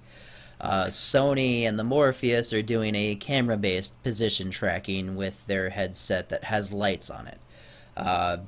Oculus is doing a sensor-based with a camera attached to it and sensors throughout the headset. So you've got all these different forms of VR spread across all kinds of different platforms, and then you've got these developers that need to make the games dedicated to working for each one of these different platforms, and then also when it comes to buying all these different types of VR, you need to keep that shit in mind. Like, obviously the PlayStation 1 isn't going to work with PC, and then whatever you buy for HTC or the Valve HTC one might not work for whatever the hell comes out for the Oculus version, and so on and so forth. So there's no standard right now in VR, and that's what I think everybody really needs to focus on, instead of everybody trying to beat each other to the fucking punch and making these different things. Like, think about cars. Cars, they have all of these moving fucking parts, but at the end of the day, guess what they all do? They all drive on a fucking road, They all get you from point A to point B by using wheels to move to this location. Well, you have all these different fucking car companies making cars, and there's no difference in there. There's no segregation or anything. But when it comes to this VR technology, it's like somebody making a car that drives on a single lane and then somebody else making a car that drives in 3 fucking lanes at the same time, you know? Well, and it's you're not going to have standards. You're not going to have standards until they find the most efficient way to do it, though. I'm sure there will eventually be one, but I don't think that should be their focus right now. Not necessarily finding a standard, but finding the most efficient and most inexpensive way to get the product out there. But to be fair, all of this technology for the last few years has been in development for the last fucking, like, when did the first Oculus come out? It was 3 years ago. Well, there's 4 years ago, some shit like that. yeah. You're saying that there's no standard in place, but we don't know that for sure. You know, they could be building these platforms on an API that accepts input in, and then you have to respond to output, basically. And what's on the program side of the API for your whatever set you have makes no difference to the program on the other side. So if they build it that way, kind of like how Java is built, it sets its own program that whatever operating system is underneath it doesn't give a shit what's above it. So anything that runs in Java runs on a Java machine, and the program is all Java code on the top. So if they could build their VR systems that same way, where you've got the interface here, so whatever platform you're building, either PlayStation or PC or even Mac, communicates with the VR platform, and then all the programming and whatever happens in the VR space up here doesn't make any difference to what's underneath. So as long as they build it systematically like that, it's just going to be a race to what the public wants. It's going to be a Blu-ray versus HD DVD kind of race instead of what gets accepted only. In my eyes, if they build it that way, which I think they should, because there's going to be a race to the small amount of buyers that are going into this technology. But if it spreads out the way they think it's going to and become more commonplace, then I think it behooves all of them to design it with this intermediary API platform to make it better for all of them. Yeah, but I would say I bet you all those people that bought HD DVD feel like shit now. My wife and her brothers, they bought their parents an HD DVD player for one of their anniversaries, and it still sits in the guest room. And every time I stay there, I look at it, I'm like, But who here doesn't have a? It's actually Who here doesn't have a Laserdisc player? Come on, guys! Those giant discs. It's funny. Yeah, the big record-sized disc. Those are pretty awesome. Back when I not when I worked at Game Crazy. This was when Game Crazy closed. I was just a regular consumer, and I was going through a GameStop to go buy something because, Game Crazy was then shut down, and I couldn't go to the place I enjoyed the most. I was walking through this GameStop, and I was trying to pick up a game, and this family had come in, and they were asking the sales clerk, like, okay, so I want to get this game for my son, but he also needs the system, so what's the better system that I should get? Should I go for this or should I go for this? But I also, we really like to watch movies, so we want to watch movies on it. And I was listening to this conversation because I'm an eavesdropper like that. And monster. I'm a fucking horrible person. So I'm listening to this conversation, and then the guy is just like, "Oh, Xbox 360, hands down." And I'm sitting there, and I'm just like, "Wait, hold on, I gotta know. So I go up to him at this point, and I'm like, okay, so I want to know why the Xbox 360?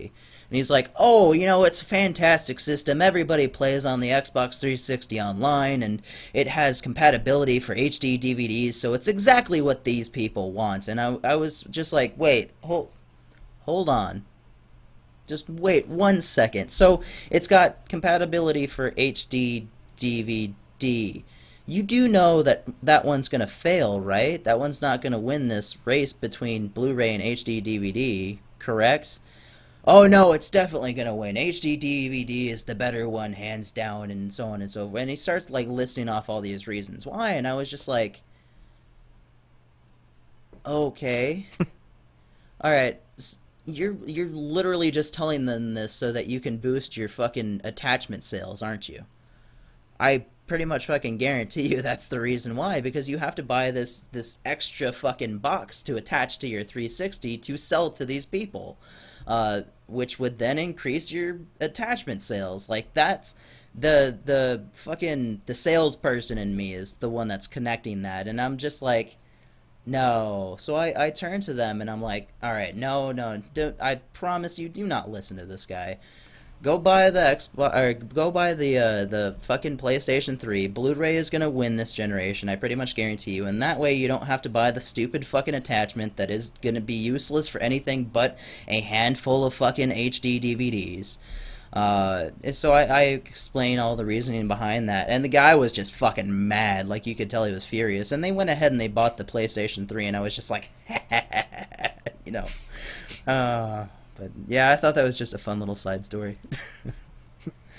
If I can circle back just a bit to the open source thing, if there's not already I'm sorry, not open source, I meant to say standardization thing. If there's not already a standard method going on here for this VR stuff, the person who's going to actually institute it will absolutely be the first company to open source their shit. Let me tell you that right now. It's the same reason that Tesla Energy recently announced that their new magical power wall thing that's going to be able to power homes, and you'll be able to live off the grid if you want or whatever, which is amazing and not really relevant to this topic. But anyway, all of this stuff that they're making, the hardware and software behind it, is all 100% open source for any of their competitors to use. And they're doing that because it's the first thing of its kind, they want it to grow, and they know that if everyone uses their stuff, there's going to be a standard set in place for it. Yeah, Tesla's always been like that, though. With a lot of their stuff, they always release their info on that. And that's why standard car companies hate them. Yep, exactly. Because now the Volt and the Leaf and everything like that, they're all going to utilize that stuff. And at the end of the day, Tesla is going to have a relative monopoly on charging stations, except they won't, because anybody can make their charging stations, but Teslas are already there. But that's another topic for another day. What I will say though is, if I want anyone out there to open source their stuff the most, and sadly because Facebook owns them now, they probably won't, I want Oculus to do it. Because Oculus has John Carmack. John Carmack made the engine for Quake, Quake 2, Quake 3, basically any first-person shooter, Doom, any first-person shooter id made, Quake made the engine for. They also open sourced those engines. And do you want to know what almost every first-person shooter today's engine is based off of? Penis. Those Quake engines. Also that. No, I shit you not, the Source engine, that's all based off of Quake 3. The Call of Duty engine, that's all based off Quake 3. I shit you not, there's this giant awesome graph of first-person shooter engines that almost every one of them, their roots link back to Quake in some way, because they standardized it. It's amazing. You know what's funny? You said those same exact words probably about 10 episodes ago. I swear to God, same exact words, word for word, and like 10 episodes they still ago. apply. That's the beauty of open source. Everybody steals from each other. These guys are just willing to give it to you, though. Oh, I'm willing to give it to you. At least he's consistent with his viewpoints. I'm sure I said Another question of the week: which developer would you take? At least it's consistent. Yeah. Damn straight. Yeah. All right. I think we're pretty much done with this topic. So you guys know what time that is, right? Yeah. Yeah. Yes. Yeah. Who's doing it this week? Because I did it last week. It's not me. God damn it! You guys are really gonna make me do it again this week. Of course. It's fun when you do it. Fucking Norgoz, man! I swear to God, if he's not here next week, I'm gonna kick him in the balls. Drive Can you the kick him blood square in the nuts? 2 hours just to Squack kick in him the in the nuts. Right, square in the nuts. I swear to God. All right. Are you guys ready for Naki in 60 seconds? Okay. Hold on. Just gotta. Guess the brief. And go! H1Z1 hackers caught with their pants fucking down, and guess what John Smedley, the president of Daybreak, or Daybreak, whatever the fuck, has them do? Publicly apologize and make them look like fucking idiots on YouTube. Need for Speed open world reboot is happening, and it looks like Underground! Yes! I'm so fucking excited. NVIDIA, The Witcher 3 devs respond to a downgrade, and they basically say, hey, guess what? The game would not have been a fucking thing, so stop complaining. You get to at least play the fucking thing. AMD and NVIDIA have a tiff about tessellation and hair and whatnot. There is one console that will rule all fucking retro consoles, and it's happening in Japan. And a weekly VR update for anybody that doesn't pay attention to VR, and I didn't make it this week. Darn. Lighthouse happens, is the I'm so thing. disappointed. Damn.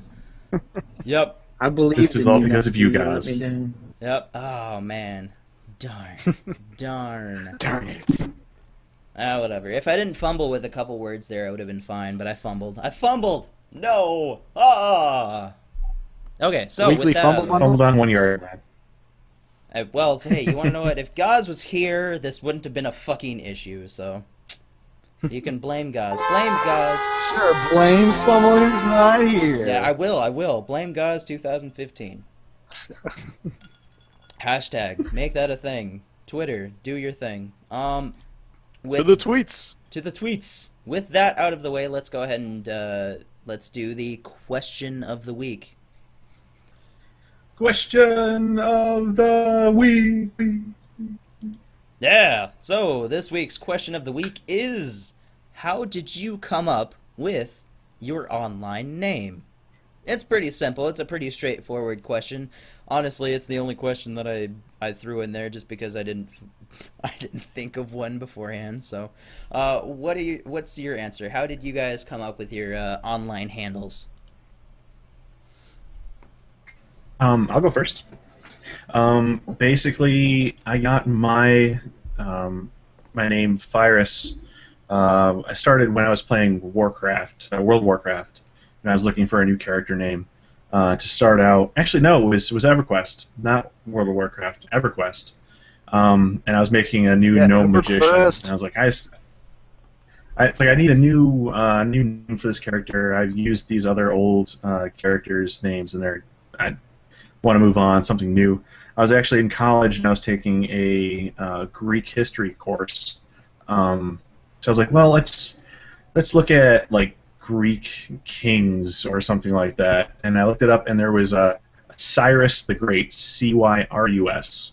And there was Cyrus the Lesser. I think it was his son. He was just not as good as his father. But anyway, so I was like, well, Cyrus, that's pretty cool. I'll try it out. And obviously Cyrus was taken.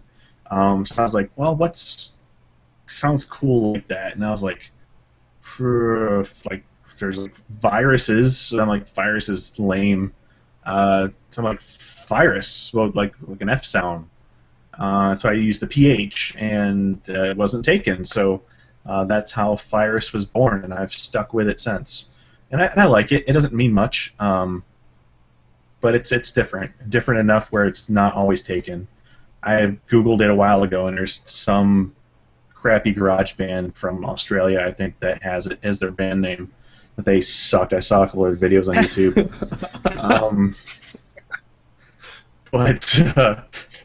So yeah, so that's how I got my name, Phyrus. Nice.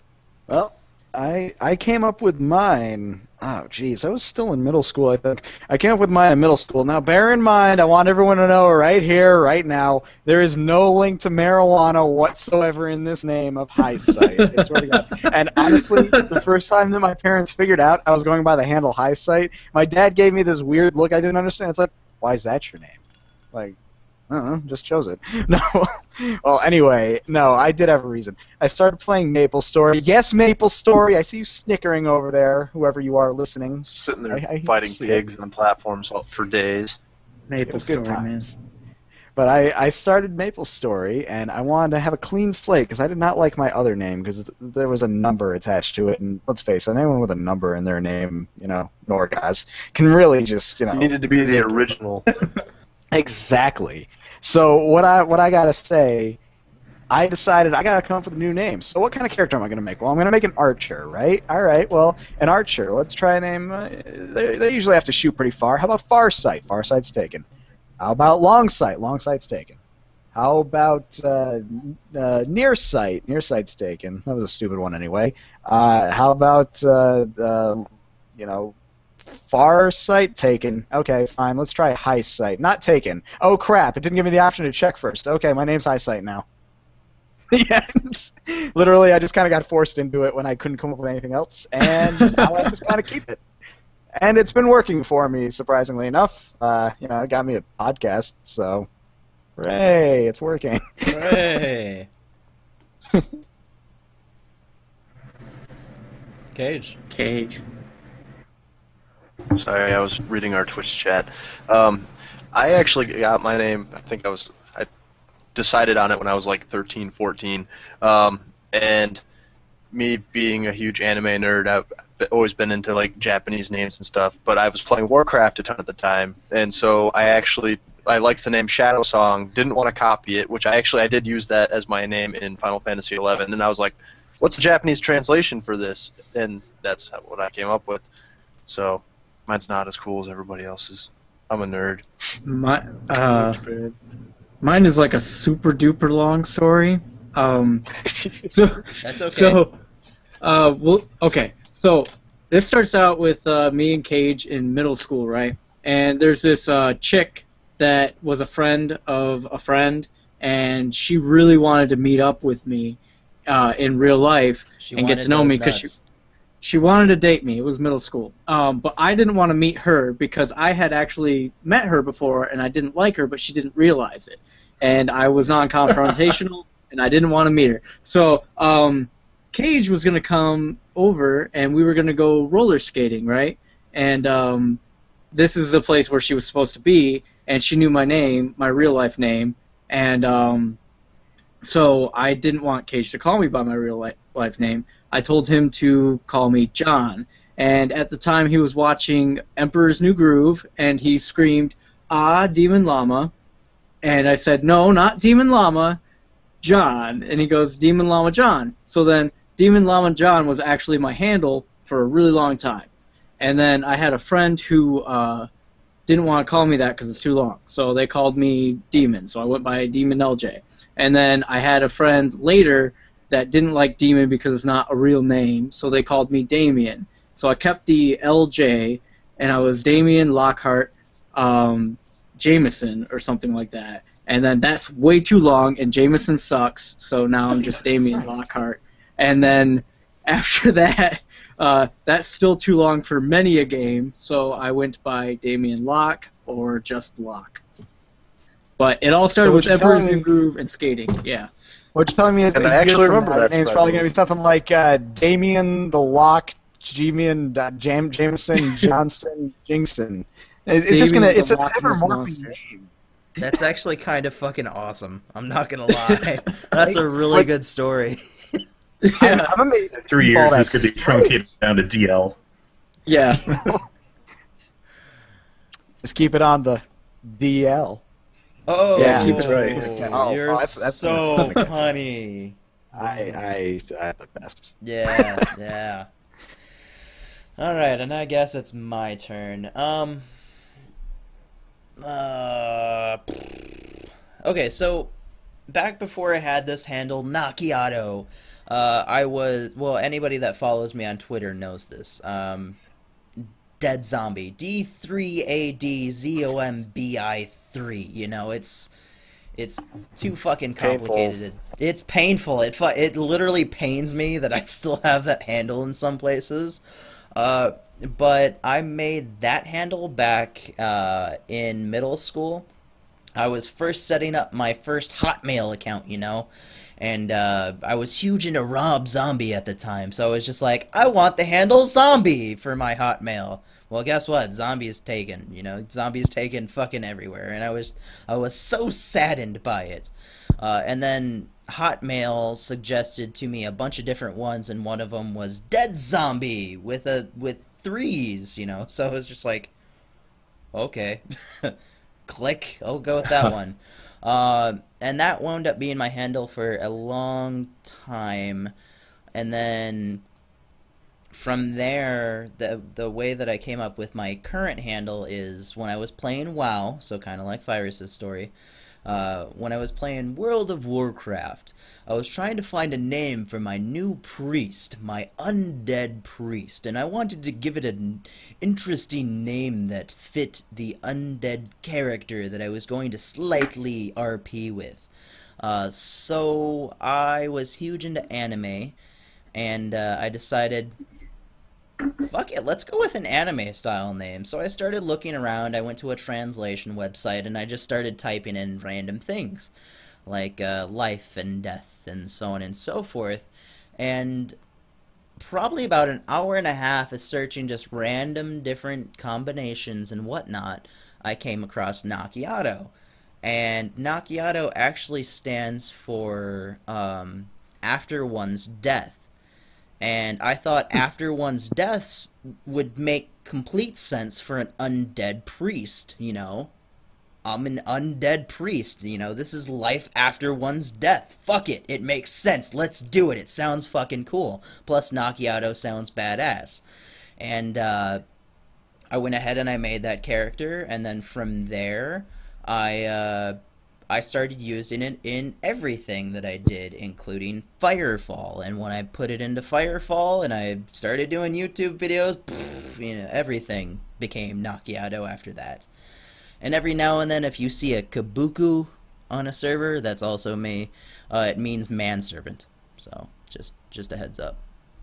You are the only kabuku on Earth in every game. So if you see a kabuku on a server, you say, Yeah, "Hi, it's Nakiato, I know Yeah. it's you." Yeah. No, it's actually funny too, because kabuku is like it's never taken fucking anywhere, because nobody ever wants to associate with a fucking manservant. So I'm just like, like Minecraft. Yes, my name on Minecraft is Kabuku.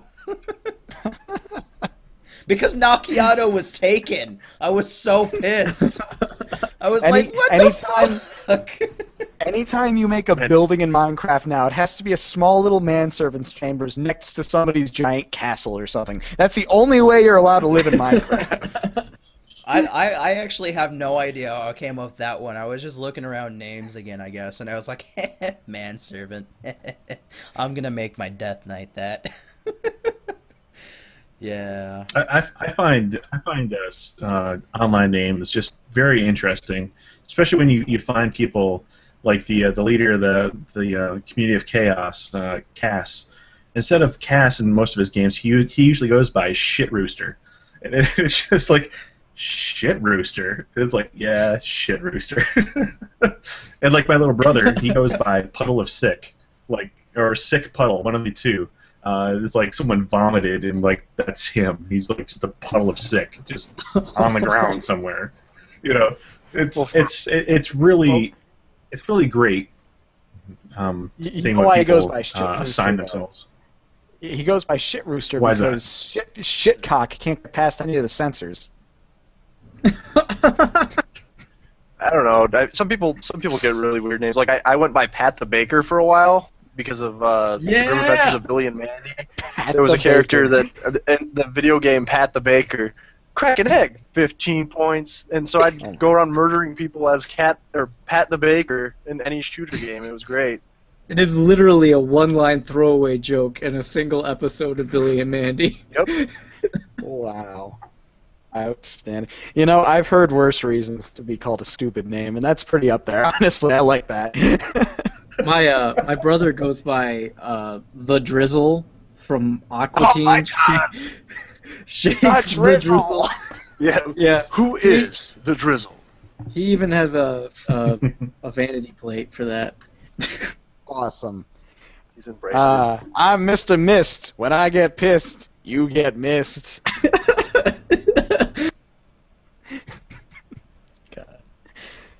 But it's the same reason why the multi-million-dollar worth now Rooster Teeth.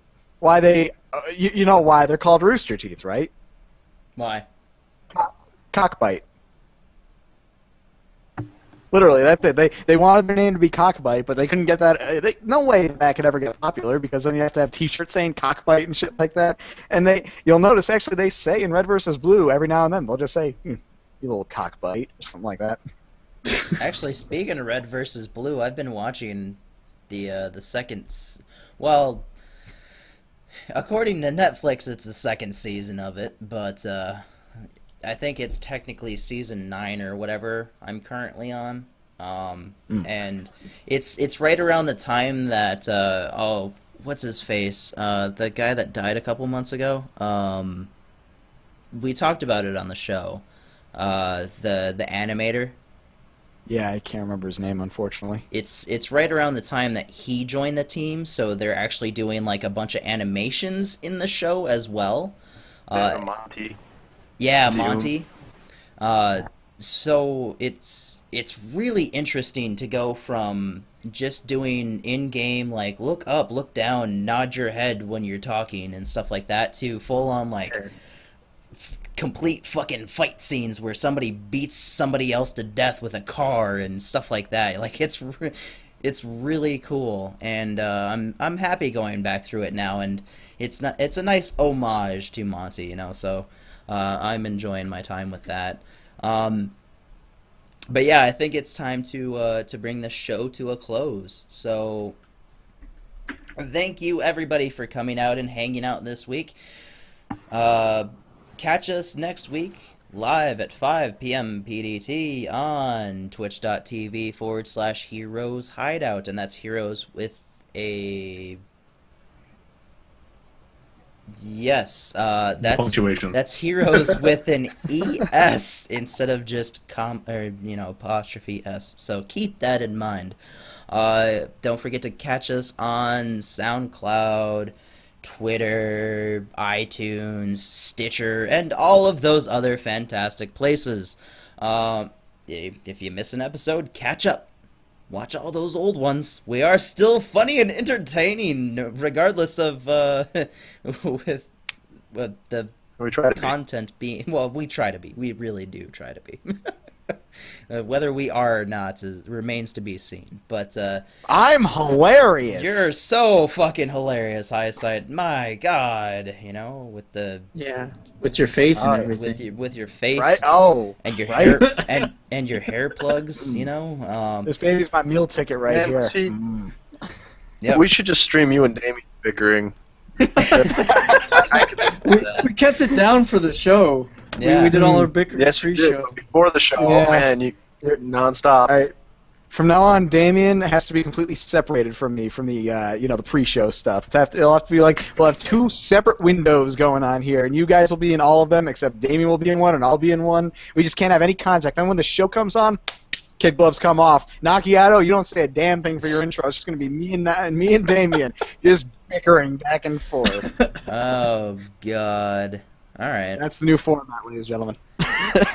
Best show everybody will watch. Well, God's gonna Amen to shoutcast it. all right. We're ending the show. Goodbye, guys. Thank you for coming out and hanging out with us this week. Like I said, catch us on all those places. Follow us on Twitter for whenever we're going live and so on and so forth. This is Nakiato. You guys have a great fucking night. Oh, Bye, everybody. Bye, everybody. did we want to do Bye. Have a a wonderful day. show tonight? After show? It's up to you guys. We got 5 people. Knock, you know what I want to do, but I know we can't do it as the after show. I know. I know. But you know what I want to do right now. Yeah, I know. NDA. NDAs. Fucking NDAs, man. Name As of soon the as game. that NDA lifts, playing the shit out of that game, dude. I thought you were just much. talking about gay sex with each other. Oh, yeah, no. Wait, we weren't? The I thought we were NDA, talking... Oh. the NDA, you're the talking NDA about- will never lift on that one. Okay, that one, that's a 10 No, that one's plus the year TOS. NDA. That's what we got to worry about the TOS on that one. All right. Someday Twitch will Uh, error in their way. But yes, like I was saying, did we want to play? Did we want to do an after show tonight, guys? I know I need to go to the bathroom, so you guys sort that out. I'm going to stop my recording now. Okay. Well, yeah. You guys have a great night. I'm going to play the outro music. You guys have a good one.